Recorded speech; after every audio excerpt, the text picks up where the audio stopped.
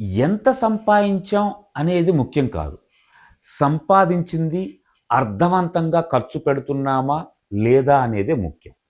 ఉన్న దాంట్లో పొదుపు చేస్తున్నామా లేదా అనేదే చాలా ముఖ్యం. చేసిన పొదుపుని కష్టకాలంలో ఎలా ఉపయోగించుకున్నాం అనేదే ముఖ్యం. అంతేకాని ఈరోజు ₹1,00,000 సంపాదించి జలసాలకి, విలాసాలకి ఖర్చు పెడితే ఉపయోగమే లేదు. మన రూమ్‌లో గాలి కోసం విసనకర్ర కొనుక్కోవడంలో తప్పు లేదు. సౌకర్యంగా ఉంటుంది. ఫ్యాన్ పెట్టుకున్నా తప్పు లేదు. సౌకర్యం ఉంటుంది.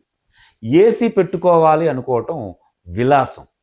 అంటే నీ స్థాయి విసనకర్రకో, ఫ్యానుకో ఉంటే నువ్వు ఏసీ పెట్టుకోవాలి అనుకుంటే అది కరెక్ట్ అయిన విషయం కాదు. నీ స్థాయి ఏంటో గ్రహించి దాని ప్రకారం నడుచుకొని ఉన్న దాంట్లో కొంత పొదుపు చేసుకొని అర్థవంతంగా వినియోగిస్తేనే నువ్వు సంపాదించిన దానికి విలువ.